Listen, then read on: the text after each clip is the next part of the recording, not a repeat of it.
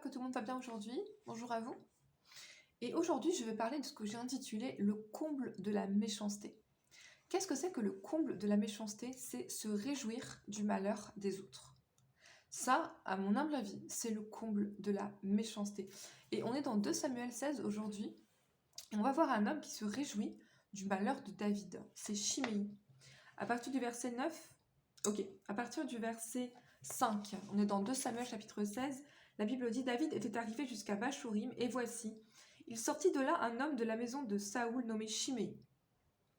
Il s'avança en prononçant des malédictions et il jeta des pierres à David et à tous les serviteurs du roi David. Et il le maudissait. Bon, en fait, je paraphrase à cause du temps. Il est en train de maudire David, de lui jeter des pierres et de faire jeter jeter de la poussière sur lui. Donc, il est en train de dire à David: tu mérites tout ce qui t'est arrivé et je suis content que tu souffres. En fait, c'est ça. J'ai paraphrasé. Et ça, c'est là, quand on se réjouit du malheur des autres. Ça, c'est le comble de la méchanceté et Dieu punit ça très sévèrement. En tant que chrétien, on ne doit jamais se réjouir du malheur de quelqu'un, quand bien même il s'agit de nos ennemis. Ça, c'est parfois très dur, mais il faut avoir ça à l'esprit. Pour plaire à Dieu, on ne doit jamais se réjouir d'un malheur. Gloire à Dieu. C'est très important ce que je vais partager ça avec vous aujourd'hui. C'est vraiment une clé pour garder son cœur. Ne jamais se réjouir du malheur des autres. Dans Proverbe 17, verset 5, la Bible dit: celui qui se réjouit d'un malheur ne sera pas impuni. Et celui qui, en fait, outrage le pauvre, c'est dans le même verset, et qui se réjouit du malheur des autres ne sera pas impuni. Si on est chrétien et qu'on se réjouit quand on croise une personne pauvre ou bien une personne infirme ou une personne peut-être folle, je pense que c'est vraiment, on a un problème. On a un problème. On doit vraiment se dire à Dieu, mais vraiment, Seigneur, regarde mon cœur est mauvais. Gloire à Dieu. On ne doit jamais se réjouir du malheur des autres, quand bien même il s'agit de nos ennemis. Premièrement, eh bien, on va parler de Édom. En fait, si vous lisez la Bible, vous allez voir que Dieu est particulièrement en colère contre Édom. Et il va totalement exterminer Édom. Pourquoi? Parce que Édom, en fait, donc, incarne la chair, c'est Ésaü, c'est la chair, mais également, en fait, incarne la méchanceté. Il se réjouit du malheur des autres. Alléluia. Et ça, c'est quelque chose que Dieu ne supporte pas. On va prendre Ézéchiel 35. Ézéchiel 35, à partir du verset... Ézéchiel 35, à partir du verset 15. Gloire à Dieu. Ça, c'est le jugement contre Édom. Et ce jugement, et vous allez voir, il est particulièrement sévère. Quand Dieu vraiment a sévèrement puni Édom.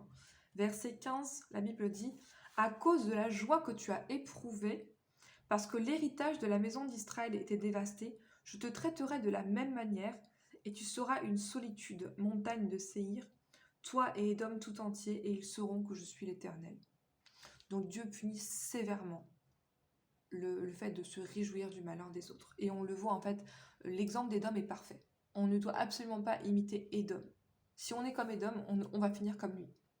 C'est-à-dire sous le jugement de Dieu. Abdias, c'est un livre qu'on n'a pas encore cité ensemble, je crois. Abdias, à partir du verset... Donc Abdias, en fait, simplement, c'est le jugement d'Édom. Vous lirez pour vous-même tout le livre d'Abdias. Gloire à Dieu. Abdias, à partir du verset... Si je le trouve... Mince. En fait, c'est un tout petit livre, donc il est un peu dur à trouver. Dans les prophètes, évidemment. Abdias, je l'ai trouvé à partir du verset 12, la Bible dit: ne te réjouis pas sur les enfants de Juda au jour de leur ruine, et n'ouvre pas une grande bouche au jour de la détresse. Oh, gloire à Dieu. Ne repais pas ta vue de son malheur au jour de sa ruine. En fait, si je reprends, parce que vous lirez cette prophétie contre Édom, c'est tout simplement, ça illustre ce que je partage avec vous aujourd'hui. C'est vraiment la raison pour laquelle, en fait, la destruction d'Édom a eu lieu, c'est ça, c'est parce qu'il s'est réjoui de la destruction de son frère Jacob. Alléluia. Gloire à Dieu. Bon, vous lirez pour vous-même. Oh, je vais lire quelques versets quand même ici. Il dit, à partir au verset 10, « À cause de ta violence contre ton frère Jacob, tu seras couvert de honte et tu seras exterminé pour toujours. Le jour où tu te tenais en face de lui, le jour où des étrangers emmenaient captif son armée, où des étrangers entraient dans ses portes et jetaient le sort sur Jérusalem, toi aussi tu étais comme l'un d'eux. Donc si par exemple, je vais essayer d'actualiser ça pour que vous compreniez vraiment ce qui se passe ici. Si on dit qu'on est chrétien, qu'on aime Dieu, et que par exemple on a un frère ou une sœur qui traverse une période difficile, peut-être qui est pauvre, peut-être qui est malade, peut-être qui est en train de divorcer, si dans notre cœur on se réjouit, à ce moment-là on devient abominable à Dieu. Alléluia. Un chrétien qui manque de compassion a vraiment des problèmes. Ça, c'est vraiment quelque chose que Dieu m'a enseigné personnellement. En fait, une des choses que Dieu m'a donné quand je me suis vraiment convertie, c'est la compassion. Je suis quelqu'un, et je n'ai pas que des qualités, hein, mais j'ai vraiment la compassion. Je ne supporte pas de voir la souffrance des autres. Et ça, je pense honnêtement que c'est une attitude qu'on doit avoir en tant que chrétien. On ne doit pas se réjouir de la souffrance des autres. De quiconque. Personne. Un être humain. Un homme créé à l'image de Dieu ne mérite pas de souffrir. Gloire à Dieu. Donc effectivement, il y a des gens qui souffrent parce qu'ils le méritent, etc. Mais là, je parle d'avoir de la compassion. On ne peut pas se réjouir du malheur des autres. Alléluia. Deuxièmement, et donc je vais conclure avec ça aujourd'hui, on doit donc garder un cœur pur pour éviter de tomber en fait dans cette méchanceté. Dans cette méchanceté qui se consiste en se réjouir du malheur. Garder un cœur pur. La Bible dit donc, vous savez, Job est un homme personnellement que j'admire beaucoup. Si j'ai un modèle dans la Bible, c'est Job. Et Job dit dans Job 31, 29, il dit, si je me suis, quand il a fait son plaidoyer devant Dieu, il a dit, si je me suis réjoui des malheurs de mon ennemi.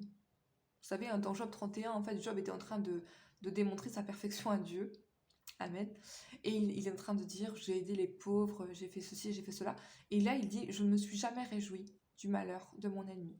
Donc même si on a un ennemi, ce qu'on n'est pas censé avoir d'ailleurs en tant que chrétien, eh bien, on ne doit jamais se réjouir même de son malheur, même de la personne qui nous déteste, même de cette personne-là que vous n'aimez pas. Vous ne devez jamais vous réjouir de son malheur. Amen. Gloire à Dieu.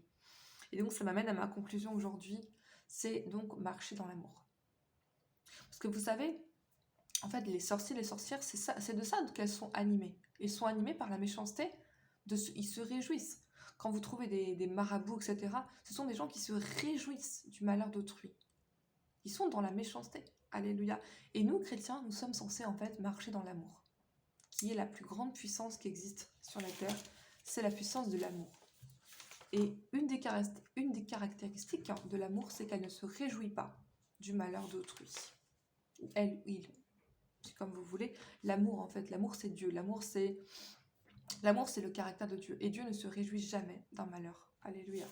Dieu ne se réjouit jamais du malheur. 1 Corinthiens 13, à partir du verset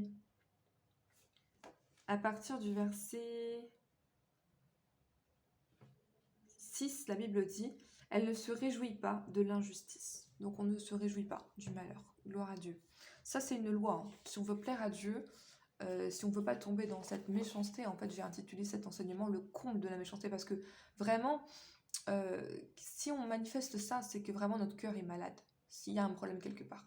Donc il faut absolument prier à ce sujet et comprendre qu'on a besoin de marcher dans l'amour. Et ça, c'est vraiment quelque chose qu'on va faire consciemment. Dès qu'on a des pensées méchantes, en fait, quand on se réjouit comme ça du malheur des autres, moi ça m'est arrivé une fois seulement. Je m'en suis même pas rendu compte, je me suis pas réjouie, mais en fait, intérieurement, j'ai méprisé quelqu'un. Dieu m'a repris, c'était dans la rue, je marchais à côté de quelqu'un qui était en fait un fou, qui était vraiment, vous savez, les gens qui sont habillés n'importe comment, qui font n'importe quoi. Et en fait, j'ai eu cette sorte de répugnance, en fait. Vous savez, comme si on... Et Dieu m'a repris, m'a dit, non, tu n'es pas censé mépriser cette personne. C'était vraiment sévère. C'était comme si, en fait, au fond de moi-même, sans m'en rendre compte, j'avais méprisé cette personne. Alors qu'en fait, ça me ressemble pas du tout, mais c'était comme si c'était inconscient. Et parfois, on manifeste ça.